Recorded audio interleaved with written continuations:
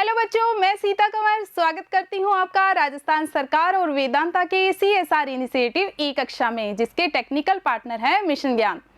बच्चों, हमारा अध्याय प्रथम चल रहा है स्वर्णिम भारत प्रारंभ से 1206 ईस्वी तक, और इसी के तहत हम अध्ययन करने जा रहे हैं मौर्य साम्राज्य का। तो चलिए बच्चों शुरू करते हैं।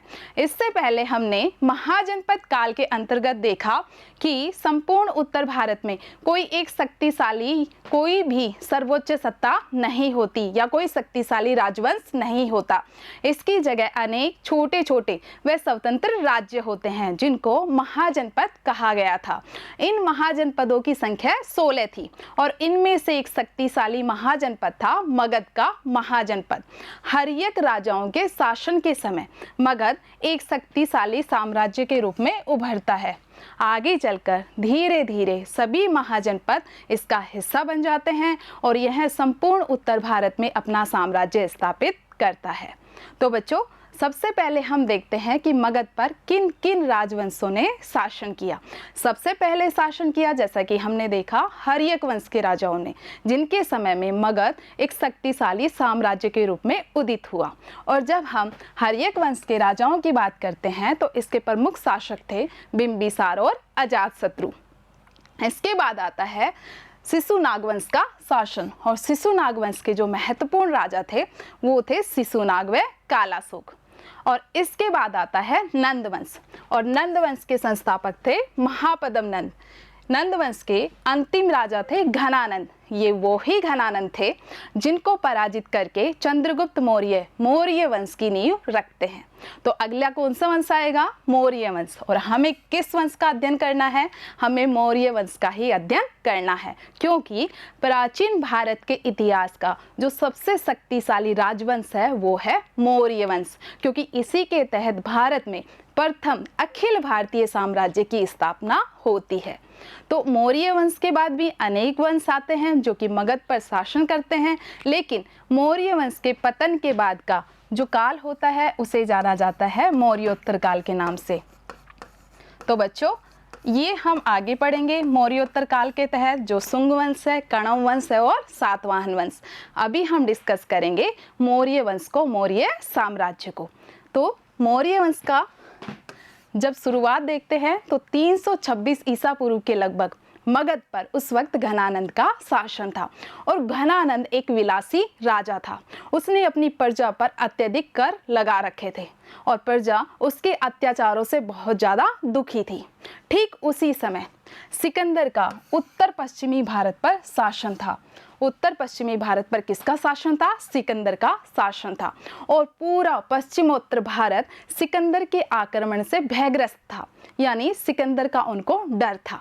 ऐसी स्थिति में एक आचार्य, जो कि तक्षशिला में आचार्य थे, ब्राह्मण पंडित आचार्य चाणक्य घनानंद के पास आते हैं और उन्हें अपना साम्राज्य विस्तार करने की सलाह देते हैं, क्योंकि उस वक्त शक्ति का एकमात्र केंद्र भारत में कौन था? मगध।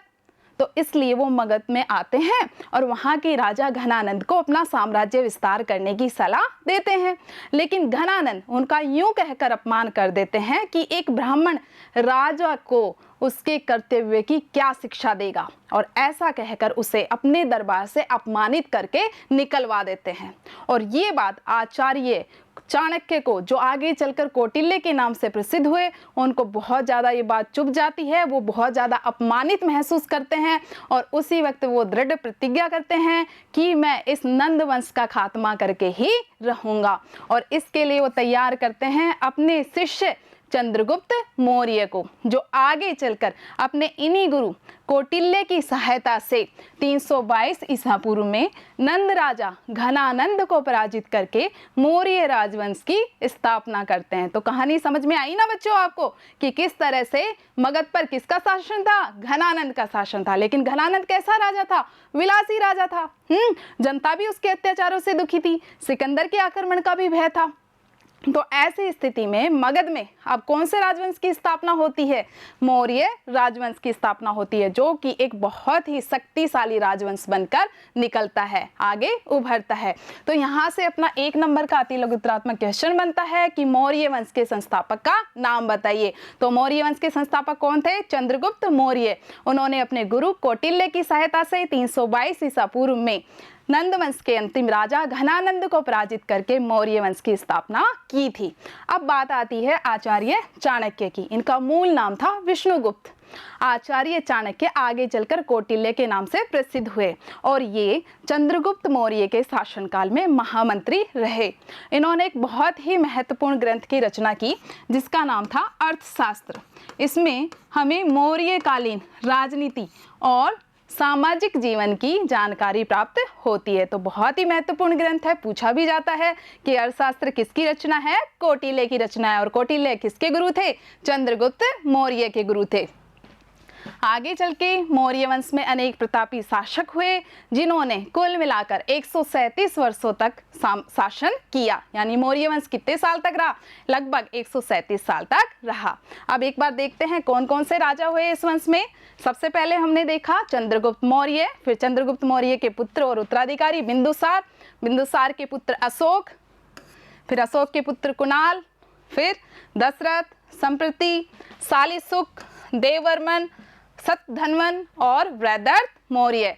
और मौर्य वंश के अंतिम शासक कौन थे? वृहदर्थ मौर्य। इन्हीं वृहदर्थ मौर्य की हत्या कर दी जाती है इन्हीं के सेनापति पुष्यमित्र शुंग के द्वारा। और आगे शुंग वंश आ जाएगा, जो मैंने अभी बताया ना मौर्योत्तर काल में, मौर्य काल के पतन के बाद। तो वो हम अगले वीडियो में डिस्कस करेंगे। तो अभी हमने देखा मौर्य वंश में कौन कौन से प्रतापी शासक थे। अब हम एक एक करके सारे जितने भी शासक हुए हैं महत्वपूर्ण उनको उठाते हैं और उनके शासनकाल को देखते हैं। तो सबसे पहले कौन आते हैं? चंद्रगुप्त मौर्य। और चंद्रगुप्त मौर्य की जो शासन अवधि है वो है 322 ईसा पूर्व से लेके 298 ईसा पूर्व की। तो बच्चों जो समय अवधि है वो हमें लर्न नहीं करनी है, याद नहीं करनी है, क्योंकि वो एग्जाम में पूछी नहीं जाती। लेकिन समय अवधि हमें इसलिए पता होनी चाहिए जिससे हमें कालक्रम का अंदाजा रहे कि कब कौन सा शासक आया, फिर कौन सा शासक आया। तो चंद्रगुप्त मौर्य की सबसे महत्वपूर्ण विशेषता इनके शासनकाल की यही है कि प्रथम अखिल भारतीय साम्राज्य की इस दौरान क्या हुई? स्थापना हुई। ये देखिए, ये पूरा क्षेत्र मौर्य साम्राज्य के अंतर्गत था चंद्रगुप्त मौर्य के समय। इस समय जो हमने महाजनपद काल में देखे थे ना, अलग अलग महाजनपद, ये देखिए कौशल महाजनपद, पांचाल, कुरु, अंग महाजनपद, ये सारे महाजनपद किसका हिस्सा बन जाते हैं? मगध महाजनपद का हिस्सा बन जाते हैं और यह एक साम्राज्य का रूप रख लेता है। और इससे पहले क्या स्थिति थी? शक्ति अलग अलग केंद्रों में बटी हुई थी, थे ना अलग अलग केंद्र। पांचाल अलग था, कुरु अलग था, मगध अलग था, अंग अलग था, ये सारे अलग अलग शक्ति के केंद्र थे। लेकिन अब क्या हो गया? शक्ति का एकमात्र केंद्र हो गया और वो क्या हो गया? मगध। और इसी के निर्देशन में क्या होता है? अखिल भारतीय साम्राज्य की क्या होती है? स्थापना होती है। आगे चलते हैं बच्चों, 305 ईसा पूर्व एक महत्वपूर्ण घटना चंद्रगुप्त मौर्य के शासनकाल की कि 305 ईसा पूर्व इनके सेल्यूकस निकेटर के साथ युद्ध होता है। अब ये जो सेल्यूकस निकेटर था ये कौन था? आपने सिकंदर महान का नाम तो जरूर सुना होगा। तो सिकंदर ने जितने भी क्षेत्र जीते थे एशिया के, जिसमें भारत के जो पश्चिम क्षेत्र थे उनको, तो सिकंदर का महान सेनापति था कौन? Seleucus Nicator. और सिकंदर की मृत्यु के बाद ये जो भारतीय क्षेत्र थे, पश्चिम वाले जो क्षेत्र थे, उनके उत्तराधिकारी कौन बनते हैं? सेल्यूकस निकेटर बनते हैं। तो 305 ईसा पूर्व में सेल्यूकस निकेटर युद्ध करता है किसके साथ? चंद्रगुप्त मौर्य के साथ। और चंद्रगुप्त मौर्य सेल्यूकस को पराजित करते हैं। बदले में एक संधि होती है और उस संधि की कुछ महत्वपूर्ण शर्तें थी। तो चलिए देखते हैं संधि में क्या क्या बातें की गई। सबसे पहला, सेल्यूकस ने अपनी पुत्री हेलेना का विवाह किससे कर दिया? चंद्रगुप्त मौर्य के साथ कर दिया। किसका विवाह? अपनी पुत्री हेलेना का विवाह। दूसरी, 500 हाथी लेकर, किससे लिए? चंद्रगुप्त मौर्य से। चंद्रगुप्त मौर्य से 500 हाथी लेकर बदले में पूर्वी अफगानिस्तान का, बलूचिस्तान का व सिंधु नदी के पश्चिम का क्षेत्र दे दिया। और तीसरा, अपने राजदूत मेगास्थनीज को किसके दरबार में भेजा? चंद्रगुप्त मौर्य के दरबार में भेजा। तो बहुत ही इंपॉर्टेंट है, यहाँ से 1 मार्क्स का क्वेश्चन बन जाता है कि चंद्रगुप्त मौर्य के समय आए यूनानी राजदूत का नाम बताइए। तो कौन था यूनानी राजदूत? चंद्रगुप्त मौर्य के समय जो आया था मेगास्थनीज। और किसका राजदूत था? सेल्यूकस निकेटर का। और मेगास्थनीज की महत्वपूर्ण रचना क्या थी? इंडिका। मेगास्थनीज ने इंडिका की रचना की थी। आगे बढ़ते हैं बच्चों, आगे देखते हैं कि चंद्रगुप्त मौर्य चूंकि अब सेल्यूकस निकेटर से भी कुछ क्षेत्र उसने प्राप्त कर लिया था, तो उसके साम्राज्य में क्या क्या था। तो जब हम चंद्रगुप्त मौर्य के साम्राज्य को देखते हैं तो इनका साम्राज्य अत्यंत विशाल था। ये देखिए, यहाँ से काबुल का क्षेत्र, कंधार का क्षेत्र, बलूचिस्तान का क्षेत्र, पूरा जो पश्चिमी क्षेत्र है वो अब किसके नियंत्रण में आ गया? चंद्रगुप्त मौर्य के नियंत्रण में आ गया। यहाँ से गुजरात का क्षेत्र, ये देखिए यहाँ बंगाल का क्षेत्र, ये संपूर्ण क्षेत्र किसके साम्राज्य का हिस्सा था? ये संपूर्ण क्षेत्र चंद्रगुप्त मौर्य के साम्राज्य का हिस्सा था, जिसमें काबुल, हेरात, कंधार, बिहार, बंगाल, गुजरात, विंध्य व कश्मीर का क्षेत्र शामिल था। आगे बढ़ते हैं बच्चों, आगे देखते हैं कि चंद्रगुप्त मौर्य इतने में ही नहीं रुके कि उत्तर भारत पर तो उनका शासन था ही था, साथ ही उन्होंने दक्षिण भारत पर भी आक्रमण करने की कोशिश की थी। दक्षिण भारत पर भी उन्होंने आक्रमण किया था। और यह जानकारी हमें किससे प्राप्त होती है? यह जानकारी हमें 2 तमिल ग्रंथों से प्राप्त होती है। और उन तमिल ग्रंथों के क्या नाम थे? अहनानूरू और मुर्नानूरू। बहुत ही इंपॉर्टेंट क्वेश्चन है। अतिलघुत्रात्मा की कौन से 2 ग्रंथ हैं जिनसे हमें चंद्रगुप्त मौर्य के दक्षिण पर आक्रमण करने की जानकारी प्राप्त होती है? तो कौन से हैं 2 तमिल ग्रंथ? अहनानूरू और मुर्नानूरू। इन दोनों से हमें यह जानकारी प्राप्त होती है। आगे देखते हैं बच्चों, एक अत्यंत ही महत्वपूर्ण क्वेश्चन बनता है आपके अतिलघुत्रात्मक का कि उस मौर्य वंश के शासक का नाम बताइए जिन्होंने अपने जीवन के अंतिम क्षणों में यानी वृद्धावस्था के दौरान जैन धर्म ग्रहण किया था। तो कौन थे? चंद्रगुप्त मौर्य। उन्होंने जैन मुनि भद्रभाव से जैन धर्म की दीक्षा ली थी। तो क्वेश्चन कैसे भी आ जाएगा कि कौन से गुरु से ली थी? भद्रभाव से। और किसकी दीक्षा ली? जैन धर्म की दीक्षा ली। और इसी तरह से उन्होंने 298 ईसा पूर्व में संलेखना विधि, कौन सी विधि? संलेखना विधि, जो कि जैन धर्म में क्या होता है? उपवास करके देह त्याग कर दी जाती है। तो उस विधि से उन्होंने अपनी देह त्याग दी। और कहाँ पर? स्वर्ण बेलगोला। और स्वर्ण बेलगोला कहाँ पर है? मैसूर में। और मैसूर कहाँ पर है? कर्नाटक में। वहाँ इन्होंने अपनी देह त्याग दी। तो मौर्य वंश के एकमात्र राजा हैं जिनकी मृत्यु के बारे में भी क्वेश्चन पूछा जाता है कि किन्होंने संलेखना पद्धति के माध्यम से अपना देह त्याग किया। तो चंद्रगुप्त मौर्य ने किया। और कहाँ पर किया? स्थान भी पूछा जाता है। स्वर्ण बेलगोला, जो कि कहाँ पर है? मैसूर में। वहाँ उन्होंने अपना देह त्याग कर दिया। चंद्रगुप्त मौर्य के बाद अगले शासक बनते हैं उनके पुत्र बिंदुसार। बिंदुसार को कई नामों से जाना जाता है और यहाँ से हमारे क्वेश्चन आते ही आते हैं। तो देखिए, एक बार नाम देखते हैं उनके। जो यूनानी लेखक हुए हैं उन्होंने बिंदुसार को एमित्रोचेटस कहा है। एमित्रोचेटस, अमित्रघात यानी शत्रुओं का दमन करने वाला। इसी के साथ ही वायु पुराण में उन्हें भद्रसार कहा गया है और जैन ग्रंथों में उन्हें सिंहसेन कहकर संबोधित किया गया है। तो यहाँ से 1 मार्क्स का क्वेश्चन हमारा बनता है। जब हम बिंदुसार के शासनकाल की महत्वपूर्ण घटना देखते हैं तो उनके समय में तक्षशिला में 2 बार विद्रोह हुआ था, जिसमें उन्होंने अपने पुत्रों अशोक को और फिर सुसीम को इस विद्रोह का दमन करने के लिए भेजा था और दोनों ही सफल हुए थे। जब हम बिंदुसार की बात करते हैं तो ये आजीवक संप्रदाय को मानते थे। आजीवक क्या होते हैं? ये प्राचीन भारत का नास्तिक संप्रदाय था, यानी जो ईश्वर के अस्तित्व में विश्वास नहीं करता था। अब बात करते हैं एक और इम्पॉर्टेंट घटना जो इनके शासनकाल में हुई और बहुत ही इम्पोर्टेंट है क्योंकि यहाँ से क्वेश्चन आता है हमारा कि बिंदुसार के समय कौन कौन से राजदूत आए थे। तो बिंदुसार के समय एक यूनानी राजदूत आए थे। क्या नाम था उनका? डायमिकस। और वो किसके राजदूत थे? एंटियोकस प्रथम के राजदूत थे, जो कि उनके शासनकाल में आए थे। इसके अलावा मिस्र नरेश फिलाडेल्फस के राजदूत डियानीसियस भी किसके शासनकाल में आए थे? बिंदुसार के शासनकाल में आए थे। तो दोनों ही बहुत इंपॉर्टेंट क्वेश्चन है कि बिंदुसार के समय आए यूनानी राजदूत का नाम बताइए। तो क्या नाम था? डायमिकस। और कंफ्यूज नहीं होना है, चंद्रगुप्त मौर्य के समय कौन आया था यूनानी राजदूत? मैगस्थनीज। और बिंदुसार के समय डायमिकस। ठीक है, तो दो राजदूत आए थे, एक तो यूनानी था जिसका नाम था डायमिकस और दूसरे का था डियानिसियस जो कि मिस्र के नरेश का राजदूत था।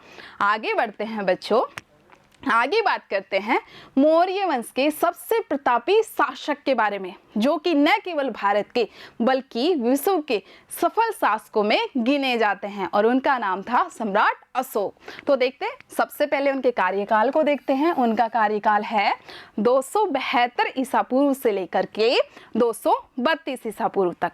अशोक के बारे में ये कहा जाता है, ये लोक कथा प्रचलित है जैन ग्रंथों के अनुसार, कि अशोक ने अपने पिता की इच्छा के विरुद्ध राज सिंहासन प्राप्त किया था। और ये भी कहा जाता है कि उन्होंने अपने 99 भाइयों का वध करके ये सत्ता हासिल की थी। अब इसमें कितनी सच्चाई है ये नहीं पता, लेकिन इतना पूर्व विदित है कि उन्होंने अपने पिता की इच्छा के खिलाफ जाकर के राज सत्ता प्राप्त की थी। इसीलिए जो इनका राज तिलक होता है वो 272 ईसा पूर्व न होकर के 269 ईसा पूर्व में होता है।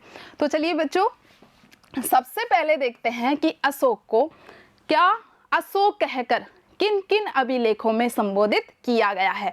बहुत ही इंपॉर्टेंट क्वेश्चन है, हमारी बुक में फैक्ट टू फैक्ट दिए गए हैं सारे, एक एक लाइन से हमारे क्वेश्चन उठ रहे हैं अति लघुत्तरात्मक। तो उन्हीं में से एक महत्वपूर्ण क्वेश्चन है ये कि अशोक को अशोक कहकर किन अभिलेखों में संबोधित किया गया है। तो आगे चलकर मैं आपको बताऊंगी कि अभिलेख किसे कहते थे। अभी तो सिर्फ नाम याद रखो, मास्की का अभिलेख और गुजरा का अभिलेख, और जो कहां से प्राप्त हुए? दक्षिण भारत से प्राप्त हुए। इन दोनों ही अभिलेखों में अशोक को अशोक कहकर संबोधित किया गया। तो वेरी इंपॉर्टेंट है, वीडियो पॉज करते रहें, साथ ही में इनको राइट डाउन करते रहें। ठीक है बच्चों, आगे देखते हैं कि अशोक को देवनाम पिय या देवनाम पियदसी की उपाधि दी गई थी। और क्या मतलब होता है इसका? देवताओं को प्रिय, ये उनको उपाधि दी गई थी। अशोक का विवाह विदिशा की राजकुमारी से होता है, जिनसे उनको एक पुत्र महेंद्र और पुत्री संघमित्रा की उत्पत्ति होती है। ये वही महेंद्र और संघमित्रा हैं जिनको वो बौद्ध धर्म के प्रचार हेतु आगे श्रीलंका में भेजते हैं। इसके अलावा अशोक की एक और रानी कारुवाकी का भी हमें उल्लेख मिलता है। अब बात करते हैं उस घटना की जिसने अशोक के जीवन को परिवर्तित करके रख दिया। जी हाँ, हम बात कर रहे हैं कलिंग के युद्ध की। कलिंग के युद्ध में जो कि बहुत ही बड़े स्तर पे हुआ, इसमें 1 लाख लोग मारे गए और इतने ही लोग घायल हुए। इतनी खतरनाक विभीषिका को देखकर अशोक का हृदय परिवर्तित हो जाता है और वो शस्त्र त्याग करने की घोषणा कर देते हैं, साथ ही बौद्ध धर्म को अपना लेते हैं। सबसे पहले देखते हैं कि यह युद्ध कब हुआ था। तो 261 ईसा पूर्व में कलिंग में, कलिंग कहाँ है? उड़ीसा में, वर्तमान उड़ीसा राज्य, वहाँ पर ये युद्ध हुआ। 261 ईसा पूर्व हुआ।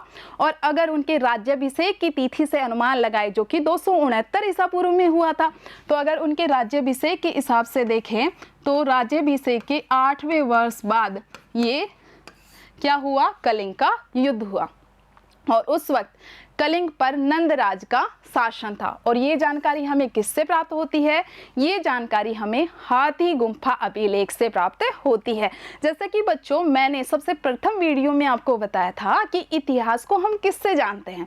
इतिहास को जानने के 2 स्रोत होते हैं। एक तो लिखित स्रोत, जिसमें हम कोई भी लिखित सामग्री के आधार पर ये पता लगाते हैं कि किसी समय में कैसा शासन रहा होगा या क्या क्या गतिविधियां हुई होंगी। और दूसरा मैंने आपको बताया था पुरातात्विक स्रोतों के द्वारा, यानी खुदाई में उत्खनन के माध्यम से जो प्राप्त हुए हैं या जो भी अभिलेख हैं उनसे हमें जानकारी प्राप्त होती है। तो सभी जानकारी हमें ऐसे ही प्राप्त हो रही है, किन्हीं अभिलेखों के माध्यम से या कोई उत्खनन में जो सामग्री प्राप्त हुई है उसके आधार पे। तो हाथी गुम्फा अभिलेख से हमें क्या पता चलता है कि कलिंग के युद्ध के समय कलिंग पर किसका शासन था? नंदराज का शासन था। अब बात करते हैं उनके बौद्ध धर्म ग्रहण करने की। यहाँ पे एक बार देखिए, ये कलिंग के वॉर को दिखाया गया है। अब बात करते हैं बौद्ध धर्म। तो क्वेश्चन बनता है डायरेक्ट, किसके प्रभाव में आकर अशोक ने बौद्ध धर्म ग्रहण किया था? तो 2 व्यक्तियों के नाम आपको याद रखने हैं, शरमण निर्ग्रोथ व उपगुप्त। क्या है नाम? शरमण निर्ग्रोथ व उपगुप्त के प्रभाव में आकर अशोक ने बौद्ध धर्म ग्रहण किया। इसी के साथ ही उन्होंने भैरी घोष मतलब युद्ध का मार्ग, भैरी घोष के स्थान पे धम्म घोष अपना लिया, यानी युद्ध का मार्ग त्याग करके धर्म का मार्ग अपना लिया, धम्म घोष अपना लिया। पहले वो शिव के उपासक थे, यानी बौद्ध धर्म ग्रहण करने से पूर्व अशोक शिव के उपासक थे। और ये जानकारी हमें किससे प्राप्त होती है? कलहन के ग्रंथ, कलहन की रचना राजतरंगिणी से हमें यह जानकारी प्राप्त होती है। तो अनेक इंपॉर्टेंट क्वेश्चन बन रहे हैं बच्चों, जैसा कि मैं पहले बता चुकी, फैक्ट टू फैक्ट इसमें दिए गए हैं। आगे बात करते हैं। जैसा कि मैंने बताया था कि बिंदुसार आजीवक संप्रदाय के समर्थक थे, तो अशोक ने भी आजीवकों के लिए 4 गुफाओं का निर्माण करवाया। और कहाँ पर करवाया? बराबर की पहाड़ियों में। और इन गुफाओं का क्या नाम था? इन गुफाओं का नाम था सुदामा, चौपार, विश्व झोपड़ी व करण। ये 4 गुफाएं उन्होंने आजीविकों हेतु बनाई थी। अब बच्चों आगे बात करते हैं अशोक के द्वारा। अशोक ने बौद्ध धर्म तो अपना लिया। अब बौद्ध धर्म अपनाने के बाद उन्होंने कुछ सिद्धांतों का प्रतिपादन किया। कैसे? क्योंकि अब उनके जीवन का मार्ग बदल गया था। पहले तो वो युद्ध कर रहे हैं, अपने साम्राज्य का विस्तार कर रहे हैं, विश्व सम्राट बनने की उनकी महत्वाकांक्षा थी। लेकिन कलिंग के युद्ध के बाद वो बिल्कुल परिवर्तित हो जाते हैं और युद्ध का मार्ग त्याग करके धर्म का मार्ग अपना लेते हैं। तो ऐसी स्थिति में वो अपने राज्य में अनेक सिद्धांतों का प्रतिपादन करते हैं, जिससे कि राज्य में शांति रहे और जनता लोक कल्याण के लिए प्रवृत्त रहे। ऐसे ही सिद्धांतों की जब हम बात करते हैं तो आता है धम्म का सिद्धांत। कौन सा सिद्धांत? धम्म का सिद्धांत बहुत ही इंपॉर्टेंट है बच्चों। आपके पिछले जो परीक्षाएं हुई हैं उसमें यहाँ से क्वेश्चन आ चुका है कि अशोक का धम्म क्या था और धम्म महामात्र के क्या कर्तव्य थे। 4 नंबर का लघुत्तरात्मक क्वेश्चन आपके आया था, तो बहुत इंपॉर्टेंट है। अशोक का टॉपिक पूरा इंपॉर्टेंट है। लघुत्तरात्मक, अति लघुत्तरात्मक अनेक क्वेश्चन यहाँ से बनते हैं। तो सबसे पहले देखते हैं कि अशोक ने अपने धम्म की परिभाषा कहाँ दी थी। 1 नंबर का क्वेश्चन बनता है, अशोक ने अपने धम्म को अपने दूसरे और 7वें स्तंभ लेख में परिभाषित किया था। और क्या परिभाषा दी थी? अशोक का धम्म सामान्य धर्म नहीं था कि हम पूजा पाठ करें या फिर आडंबर करें, ये अशोक का धम्म नहीं था, बल्कि अशोक का धम्म था मनुष्य के नैतिक उन्नति हेतु प्रतिपादित किए गए आदर्श। कि अशोक ने कुछ ऐसे सिद्धांतों का प्रतिपादन किया जो मनुष्य की नैतिक उन्नति के लिए जरूरी थे। और ये कौन कौन से सिद्धांत थे? दया करना, है ना, दान देना, माता पिता, बड़ों और गुरुजनों का सम्मान करना, इसके अलावा कल्याणकारी कार्य करना, साधु स्वभाव का होना, ऐसे अनेक आदर्श उन्होंने प्रतिपादित किए। आगे चलते हैं, देखते हैं धम्म यात्राएं क्या थी। अशोक से पहले के राजा विहार यात्राएं करते थे। विहार यात्राएं क्या होती थी? राजा महाराजा शिकार करने के लिए जाते थे, लेकिन अशोक ने विहार यात्राओं के स्थान पे धम्म यात्राओं का प्रतिपादन किया। और ये धम्म यात्राएं क्या थी? इसमें जो राजा होते थे वो धार्मिक स्थानों की, बौद्ध जो स्थल थे उनकी यात्रा करते थे। और इस दौरान जो ब्राह्मण होते थे, श्रमण होते थे, उनको क्या किया जाता था? स्वर्ण दान दिया जाता था। इसी तरह की 2 यात्राएं अशोक ने की थी जो कि बहुत ज़्यादा प्रसिद्ध है और यहाँ से हमारे क्वेश्चन आ चुके हैं। कौन कौन सी यात्रा? अशोक ने अपने राज्याभिषेक के 10वें वर्ष में बोध गया की और 20वें वर्ष में लुम्बिनी की यात्रा की थी। लुम्बिनी की धम्म यात्रा की थी। और इस यात्रा के दौरान प्रजा के कष्टों को कम करने के उद्देश्य से उन्होंने दोनों स्थानों पर जो भूमि कर था वो 1/4 से घटाकर 1/8 कर दिया। और ये महत्वपूर्ण जानकारी हमें प्राप्त होती है रुम्मनदेई के अभिलेख से। कौन से अभिलेख से? रुम्मनदेई के अभिलेख से। क्या जानकारी? अशोक की बोध गया और लुम्बिनी की यात्रा, धम्म यात्रा पर जाकर वहां जो कर था उसको, भूमि कर को घटाने की जानकारी हमें रुम्मनदेई अभिलेख से प्राप्त होती है।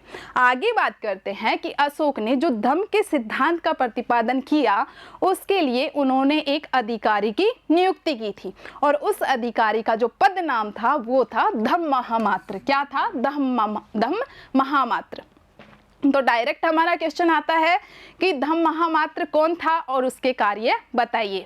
तो अशोक के द्वारा धम्म के प्रचार प्रसार हेतु जिस अधिकारी की नियुक्ति की गई उसे धम्म महामात्र कहा गया और उसके कर्तव्य थे जनता में धम्म का प्रचार करना और जनता को कल्याणकारी कार्य करने हेतु प्रेरणा देना। इसी के साथ ही कारावास से कैदियों को मुक्त कराना या फिर उनकी सजा को कम करना, साथ ही ऐसे कैदियों के परिवारों की आर्थिक सहायता करना। तो ये कुछ महत्वपूर्ण कार्य थे जो कि धम्म महामात्र को करने होते थे। बच्चों, अशोक ने बौद्ध धर्म अपनाने के बाद इसका भारतीय उपमहाद्वीप में प्रचार प्रसार भी किया और ऐसे ही उन्होंने अपने राज्य के अधिकारियों को, जिनमें कौन कौन आते थे, प्रादेशिक राज्यों आते थे और युक्तक आते थे, इनको हर 5वें वर्ष यानी हर 5 साल में धर्म प्रचार हेतु यात्रा पे भेजा जाने लगा। और ऐसी यात्राओं को क्या कहा गया? अनुसंधान कहा गया। तो ये भी 1 मार्क्स का इंपॉर्टेंट क्वेश्चन है कि अनुसंधान किया था।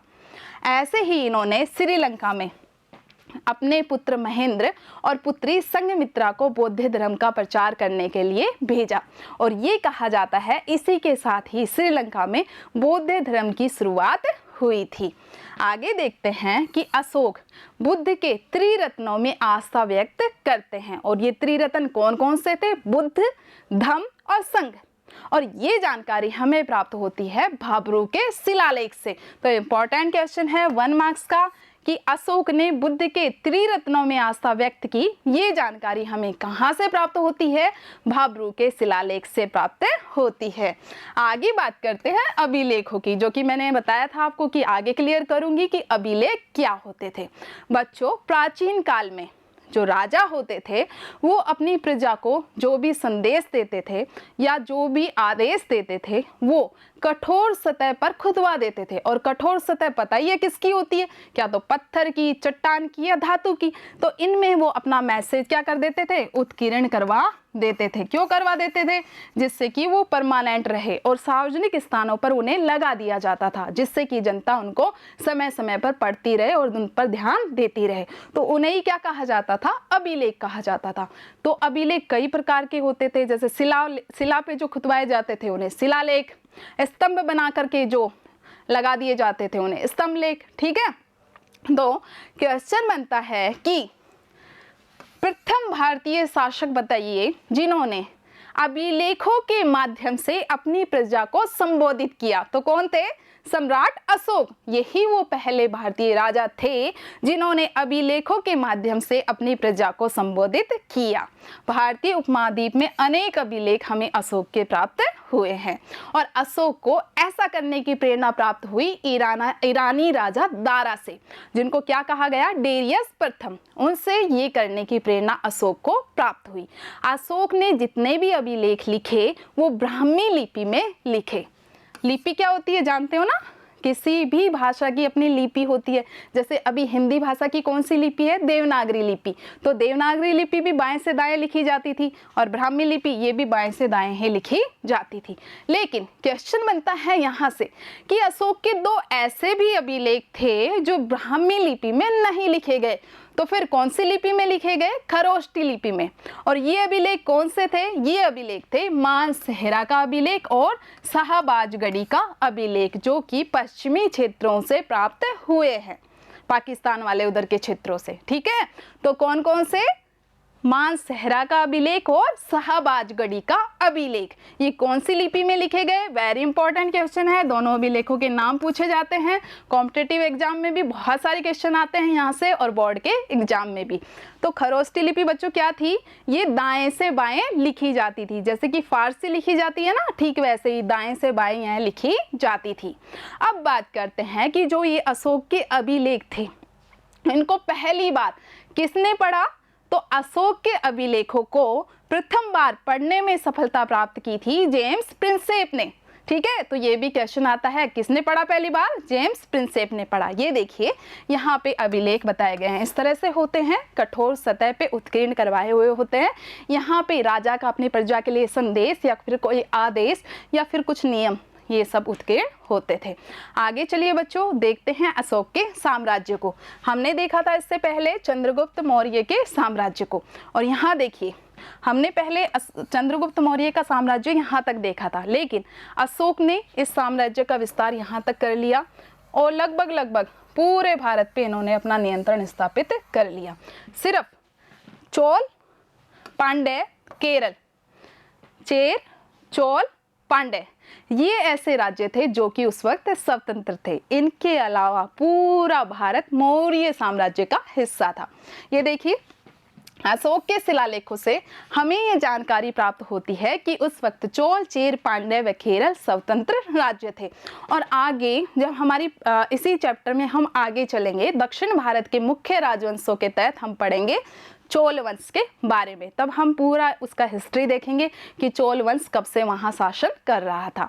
तो चलिए बच्चों आगे देखते हैं सम्राट अशोक के उत्तराधिकारी कि सम्राट अशोक के बाद किन किन शासकों ने शासन किया।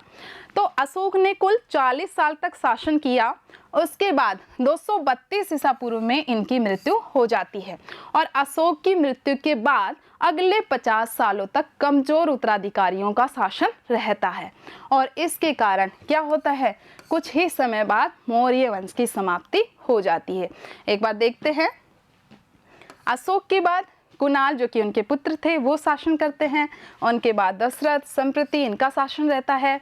दशरथ के बारे में जो एक खास बात है, जहाँ से क्वेश्चन भी आता है 1 नंबर का, कि अपने दादा अशोक की तरह ही दशरथ ने भी आजीविकों के लिए गुफाओं का निर्माण किया।